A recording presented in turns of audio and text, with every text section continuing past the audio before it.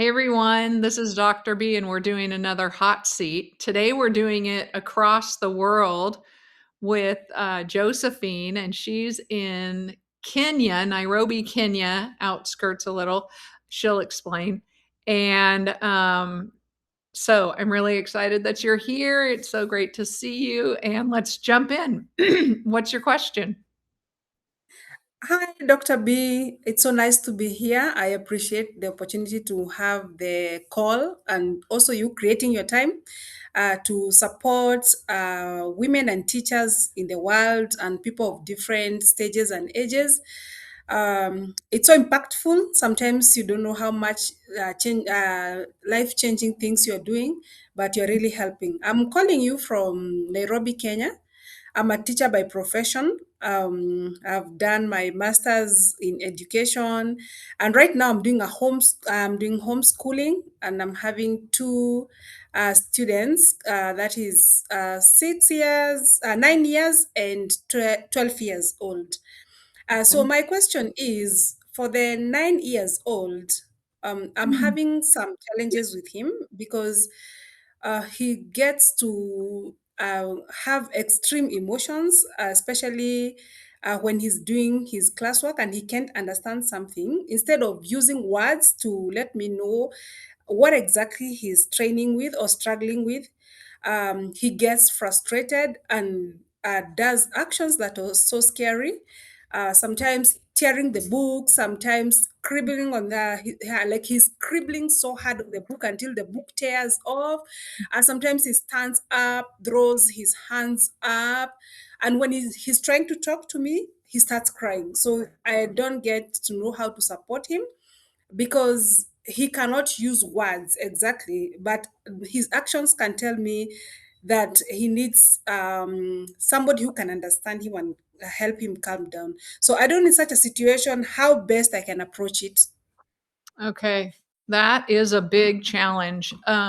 Okay, so he's 9 years old, and when he gets frustrated, he has zero tolerance for that frustration, and he just outbursts and reacts. Is that pretty much the scenario? And you come in to their home, and you are their homeschool teacher for the two of them, and they're 9 and 12 12, years old. Yeah. yeah, 9 and 12. Yeah.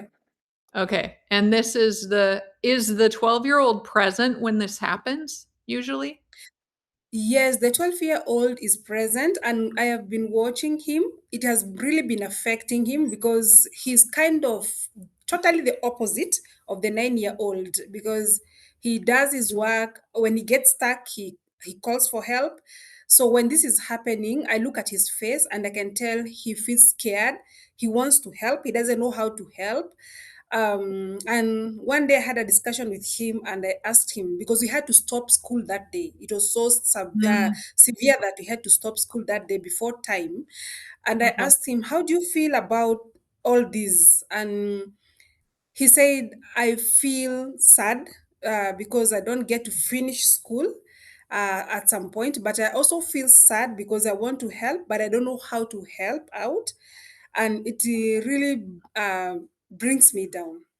Yeah, yeah. Okay, well that's it's good that he wants to help and he's not, you know, adversarial in the relationship. So let's think about our 9-year-old. He has low tolerance for um just frustration, and then he outbursts. And so right out the gate, what I'm sensing is that he just doesn't know how to regulate his own emotions at all, right? He can't calm himself down. He doesn't have the ability to regulate his emotional responses.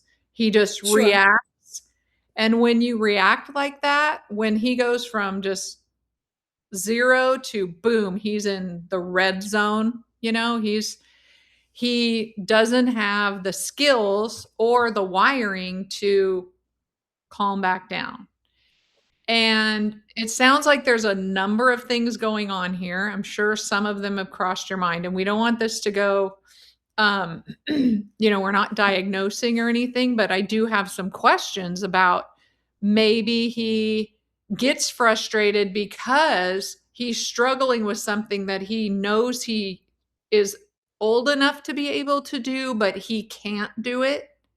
So he sees his brother being able to do it easily, and then he just struggles so much that he gets frustrated and scared and feels like he can't, he's afraid. Like that's a reaction of somebody who's afraid and doesn't have the words to say, I'm scared. I don't know how to do this. Um, but it also gets really big.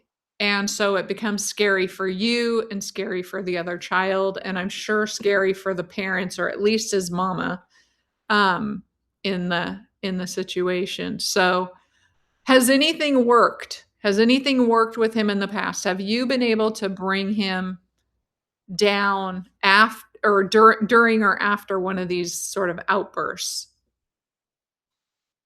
Okay, what I've been doing is anytime he gets like emotionally imbalanced, I try to first notice myself and then calm down myself before I even talk to him. Because sometimes I feel like that anger feeds on the energy of shouting, Yes. and I don't want to feed that energy at all. So I'll keep quiet. But sometimes I get to the extreme, like now I am quiet, he's talking, and maybe my silence may not turn out very positive for him, because maybe he wants me to respond and talk to him, but I'm also now left with no words, and I just look at him. Okay. Okay. That's beautiful though. See, like what you're doing is actually perfect is that you're not jumping in the pool with him. You're not dancing the dance. He's doing this outbursting, but you're sending regulated energy back to him that he can try to co-regulate with, because we want him to borrow your calm in order to help him calm, because we do that with people, right? When you're around somebody who's really energetic, it kind of makes us react. So that's what you're doing. I just want to say, good for you. That's really um, a smart way to handle it, right? Right when it's happening. The other part is you said he seems to feel uncomfortable with your silence, right? Or your Yes. calm. Okay. So in between that, because you don't want to escalate with him, but you can see because you're sensitive and you're noticing that he's kind of squirming and getting uncomfortable because he can't read you. Like, do you see the disconnect? You can read him really well, but he cannot read you or probably anybody. And that might be part of the big problem, is like he just can't read the cues. But what you can do is you can be his words. So the middle ground is sitting calmly and quietly and saying, "Okay, I can see that you are so dysregulated. Wow, that has to be really scary for you right now. And I want you to know I'm here for you. I'm going to just sit here and be calm, and I want you to try to match my calm." And then just be quiet for a sec and let him listen to those words, because he does understand you and he does appreciate and value your relationship with him, because you do help him calm down.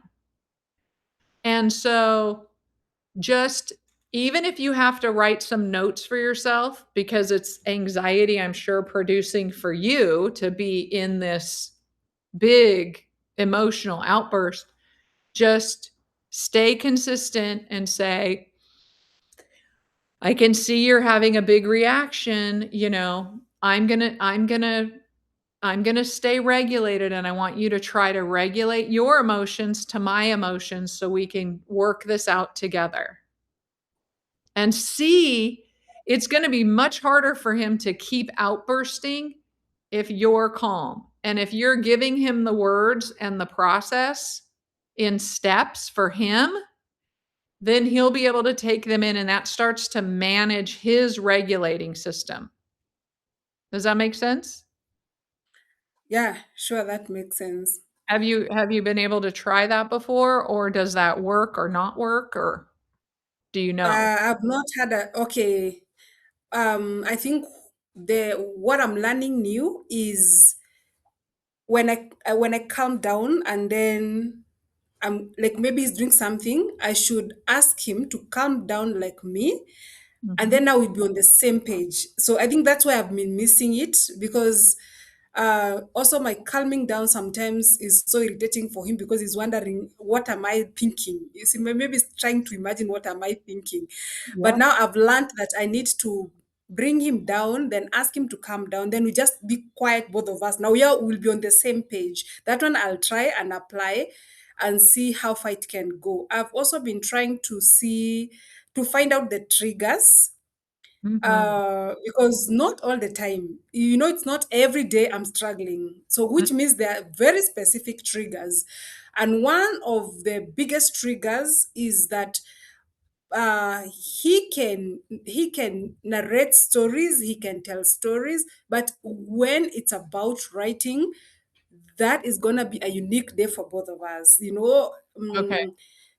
He doesn't want to write. He's not ready to write, and I don't know how to help, especially because now he's 9 years old and he needs to learn how to make sentences and also make short paragraphs according to the coursework. So I feel a little bit worried about that, so I don't know how to intervene in such areas.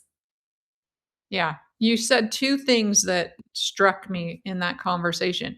That he worries when you're silent. He's wondering what you're thinking, right? So Yeah. when you're quiet and calm, you don't have to just be silent. You can tell him what you're thinking to also ease his anxiety more. Say, "So, I'm wondering if you think I'm mad at you. I'm not.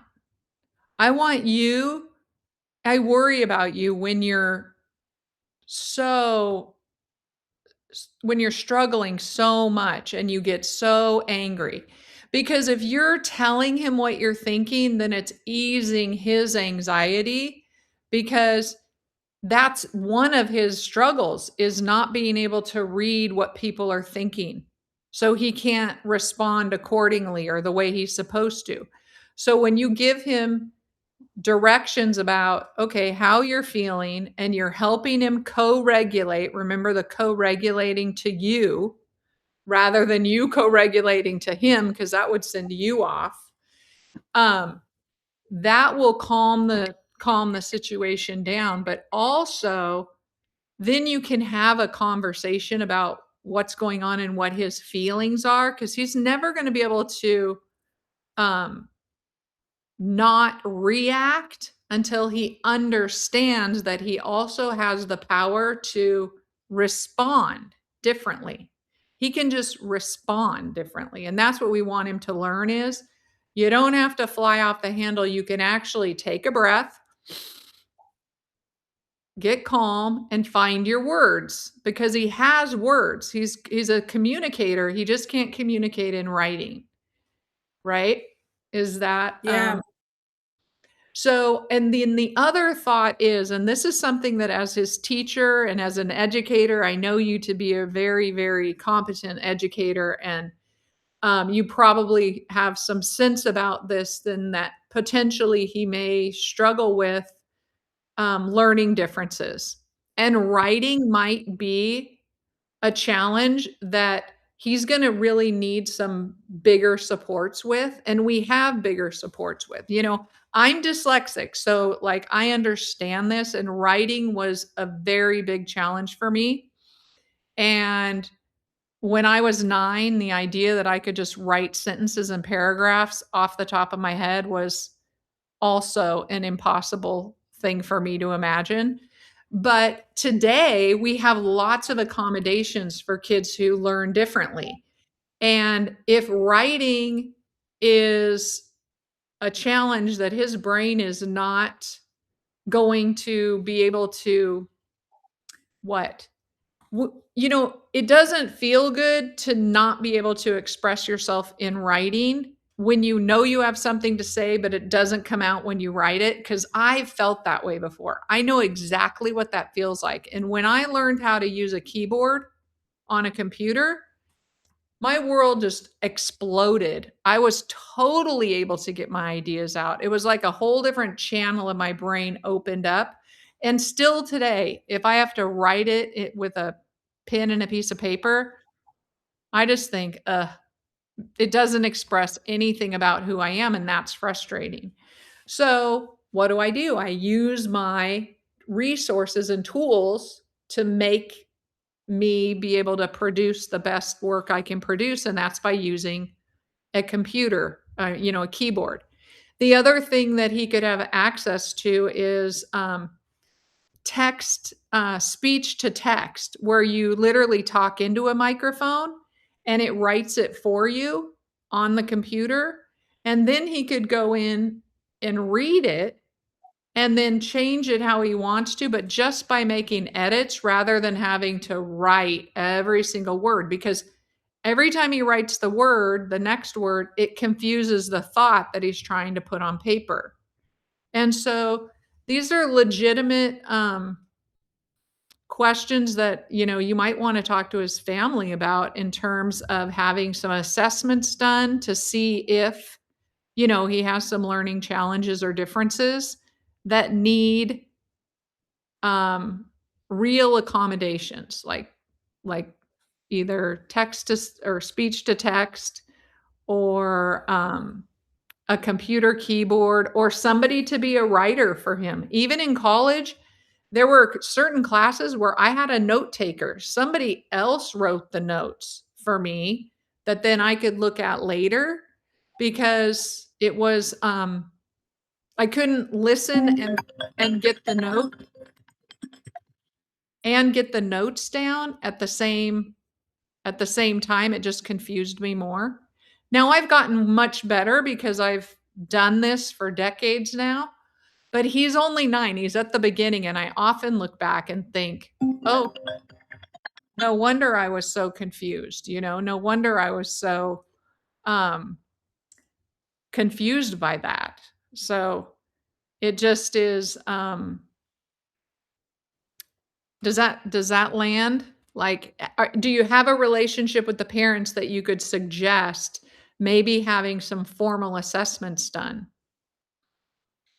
Yeah, I have a very good relationship with the parents, and they also know because even during my interview, the parent was very clear. These are the children, but I have this one who will answer you back. And yeah, in the interview, I thought it's just a threat to prepare me for the worst, but it was so real. It was not kind of just part of the interview questions. No, this one will answer you back. This one will say, "I'm not doing it." Um, so we've been walking this journey with them, but I think I'll also suggest about the assessment issues to them so that we see how we can help this student. Yeah. So It takes a team. We call it a circle of support. Sometimes it's just easy and it just flows, for certain kids, and they have a different challenge, whatever. But other times we really need to bring in the educators. You're already an advanced degree educator. Like, this isn't out of your scope. This, and and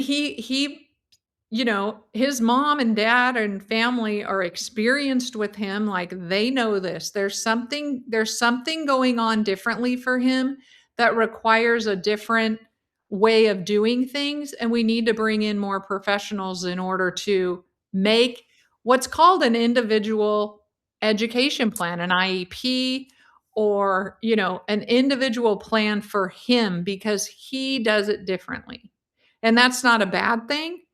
And I think you shared that he is bright, he just struggles with getting it out.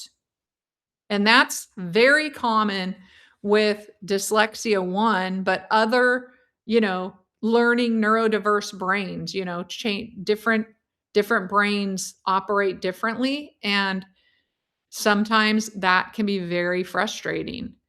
So, if the parents would be open to exploring some of those other options, like getting an assessment is the first thing, and then maybe trying out some of these other like strategies and toolbox, like, okay, what if he tried to learn how to do the keyboard instead of the writing? Now we have to make sure that the school will um, accept, his accommodations, which is why we really need to do formal assessment, because that's how uh, people get to use their accommodations without being penalized. Does that make sense?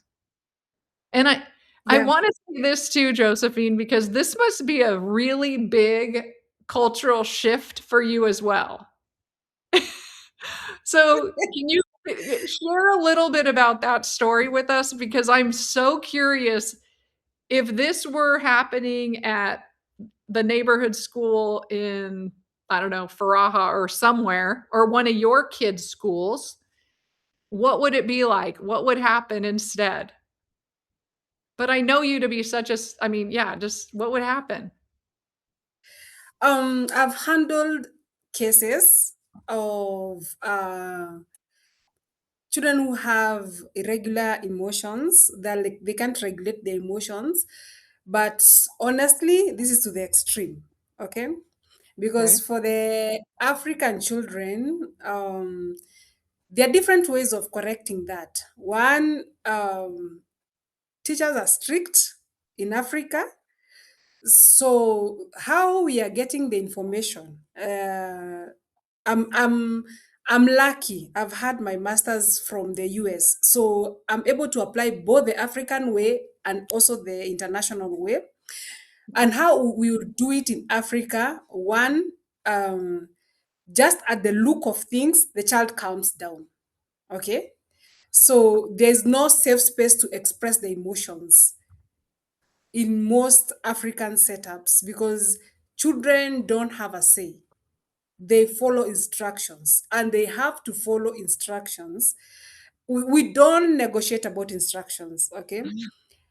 But now I'm getting a child that you have to negotiate the instructions and even come to their level with the information that I have. I'm not struggling with that, but I know an African teacher who has been trained in Africa will not survive that. Before I took over the class, there was a teacher who survived there for only 2 weeks and she resigned. Okay. So, Well, I think that that's so fascinating, because I also think it would work the opposite, right?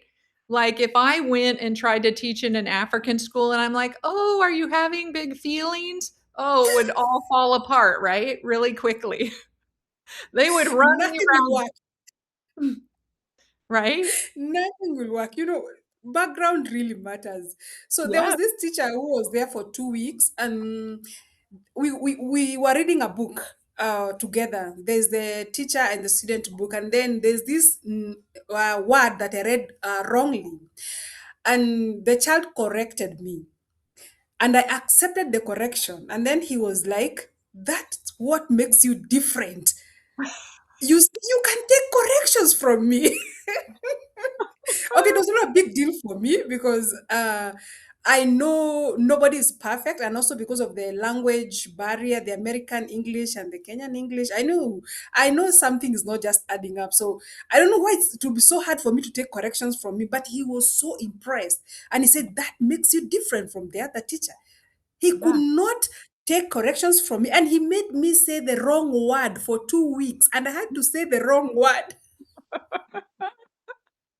Oh, how funny. Okay, so look Okay, how bright he is. right? Look how It smart he's so smart, and he really wants to learn this social engagement and relate and have a relationship with you. But he's so confused because you're different, right? You're different just in that, okay, wow, I pushed her buttons and she let me. Like she let me, she learned from me. Like, yeah, it's just very, but you are an exceptional human being. So, you know, that is so special. And when he reads the words and they're big words, he knows I'm not an American, so he knows that some English words may not be very clear for me. So do you know what he does? He mumbles the words, and as he moves, so oh, I'll slow him down, and then he's like, I've already passed there, like he's not saying it, but the way he's rushing with reading, I know he's avoiding that word. And I yeah, sometimes take him back. Like, there's a time he was really struggling with the word magnificent, and he didn't want to see that word. Anytime it would have come, he would come across it, he would just run. So this is what I did. The only way to solve that was to make sure if I read a word wrong and then he corrects it, I repeat it again. Okay, I repeat the word yeah. Look how to smart show he is. that Look how, the correction has been done and I have accepted the correction. So yeah, next time when he's rushing, I'll correct him and then he remembers, oh, Miss Josephine stopped and repeated the word. He'll just repeat because of that, not because he really likes it, but because he yeah, knows that I pause, I repeat, then I pick from there. nice. So that That's so is that beautiful. that that is one. That is That so is beautiful. one. Sorry. I said that is so beautiful. Yeah. I think why I was making this call is because I need to acknowledge my fears as well. Sometimes I really want to go to a certain extent in teaching him, but I have my own fears. It's not a very the emotional issue is not a very nice picture. It really torments. It really gives it, like, it gives me, I'm human, Of definitely, course.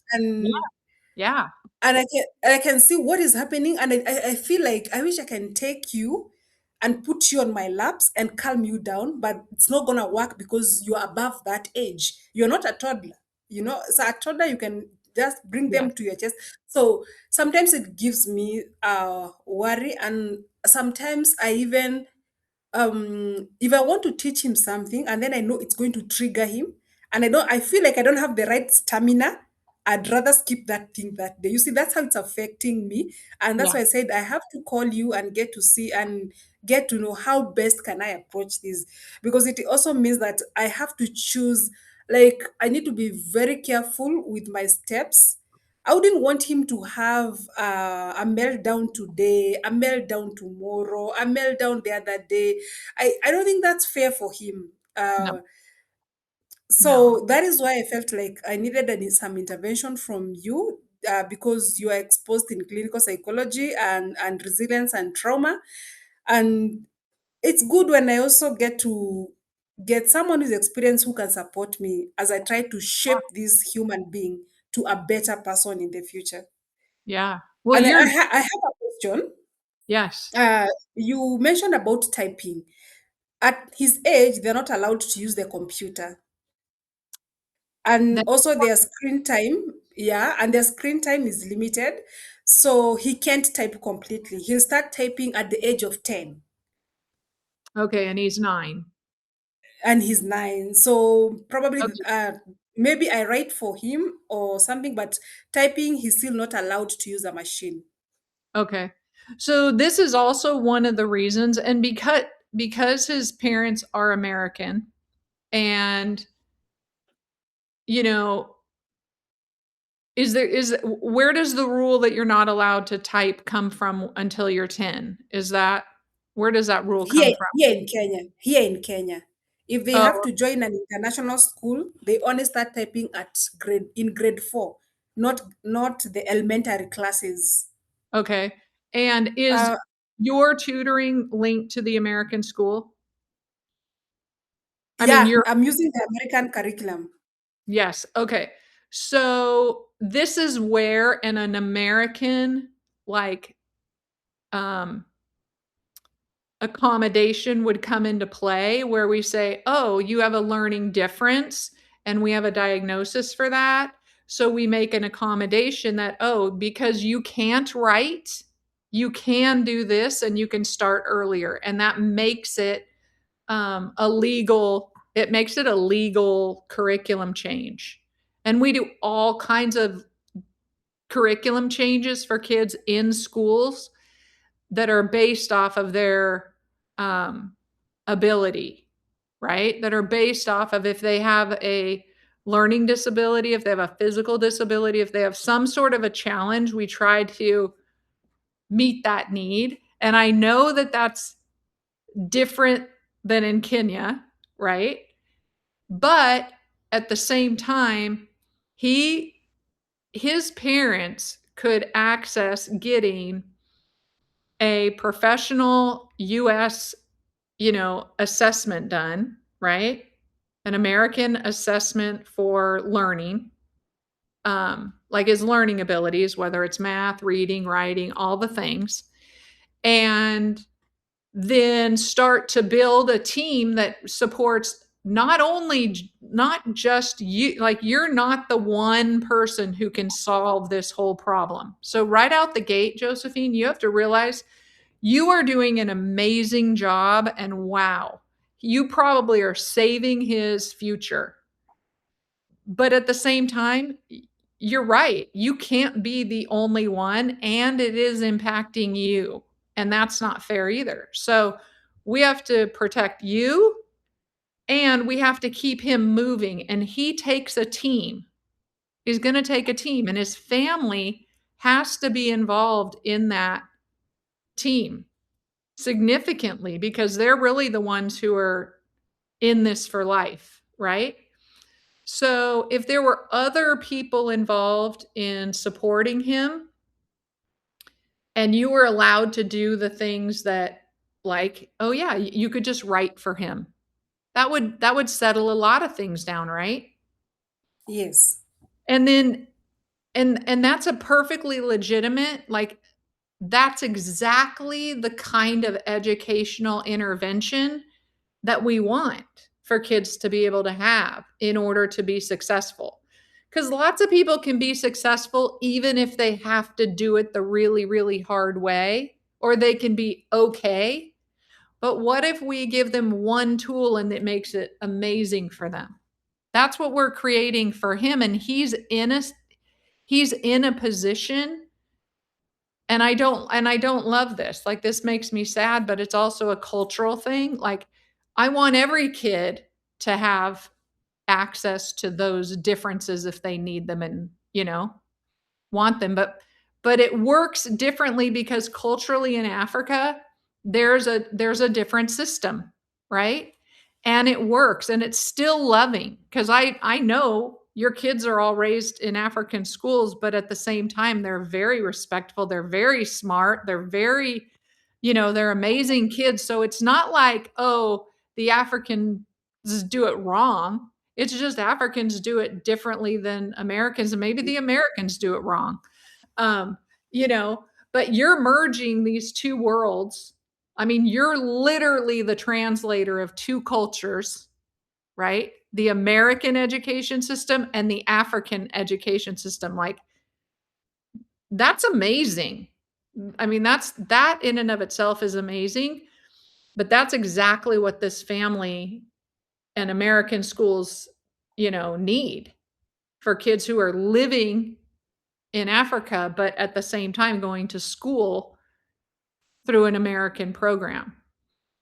So I don't know if that answered everything. I think we will need to do some following up on getting you some resources to maybe direct parents, right, into some of the things that they need to do and letting all of you, like be a team. Does that seem like something the parents would be willing to participate in or and I don't mean Yeah, I directly don't, me. I mean, we can start with I mean, I would be happy to help start with them, but just getting them in at the table is so important. I don't think they have any problem with that because every parent would want to see their child excel in all areas, physically, socially, mentally, academically. So it's the dream of every parent to have that child that they imagined of, and they can do anything to support them.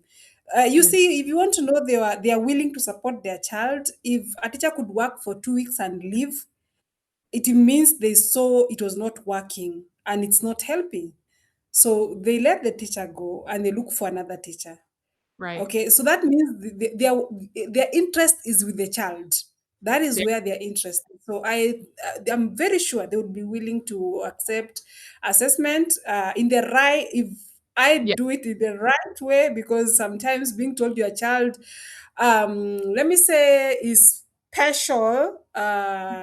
So it's very difficult. So I'll just maybe use wisdom and get to talk to them and make them understand why we need an assessment. Now that I've been with the child, like I'm not reading from a book, I'm telling them practical things.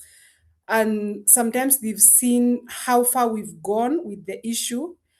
And in fact, there's a day they thought I'll not turn up the next day, and they were surprised to see me. You know, I bet. I bet. I mean, I am sure you are like a gold mine for them. They're never gonna let you go. They're gonna be like, "No, Josephine, come back." so that day she didn't expect me to come back. And when I just got in, and even after the episode the previous day, the next day the child was so fresh and so friendly. That is gone. It's not like he keeps records of wrong. He doesn't. He was No. so innocent. Oh, Miss Josephine, welcome. Like Yeah. nothing happened yesterday. And everybody else is reeling, everybody else, which, okay, that's another hot seat here because that is the neurobiology system where once he like explodes and flushes it all out, for him it's over. And everybody else in the room is Yeah. left with the trauma. Like, okay, there's the car crashed over here and he's like, "Oh no, I'm just going to buy a new car." He's over it. Everybody else is like, reeling. And that is I another have thing. And that also can potentially be, we can do some assessment around to see if there's something going on around his regulating system that's neurobiological related to like, you know, it could be a variety of different things. So that yeah, throw that is his, the most yeah, that That throw is his, the most unique part. We can have an episode in the morning at around 9:30, and mhm. by 11 we are all healed. Yeah, to him life did not happen. Nothing happened in the morning. Can we Yeah. please do mathematics and do science? I have no problem. We can, like, Well, and good. he's smiling and he's telling you stories, and he's like, yeah, do you remember that? Have you watched Home Alone? He's just telling me stories like nothing. Well, that's another cue and a clue is that it's in this reading writing area that's really emotionally charged for him. But when he gets in a space that he's really comfortable and is better and is good at, then he doesn't need that energy. He doesn't need that workup energy because he doesn't feel threatened. He doesn't feel like the curriculum is threatening him. He gets to like shine in that area. So he doesn't have to be the morning boy. He can be just the afternoon boy and that's who he really wants to be all day. But we have to find a way to make morning similar to the afternoon. He has to be able to be successful consistently the way he is in math and science. And that requires really skilled accommodations for him. And I mean, I already think you have done a phenomenal job by already making accommodations for him. but we probably need to level them up because of the way school is, especially American school is in, in Kenya or in an African country, because those 2 things are, different. They would be different if you were just in an African school or if you were just in an American school. But he's cross-culturally learning as well. But what a great teacher to have do that. That there's no other teacher that could do that like you, because Thank you. you know both inside and out. And so, um, but another hot seat is we wanna take care of you and make sure that you don't go home every day thinking, "I'm gonna pull the covers over my head and not leave and not come back." Well, let's cut for there, and then let's say, okay, we'll get back and we'll talk some more on the side outside of this hot seat a little bit about it, but also we'll do a follow-up with people in a couple months or so and share what happened or what transpired next. So thank you, Josephine, so much for being here with me and sharing this really complex educational situation and um dual cultural con not I'm not gonna say conflict, dual cultural, experience. It's so rich and so amazing. Oop, my camera just spun. But with that, leave a life print.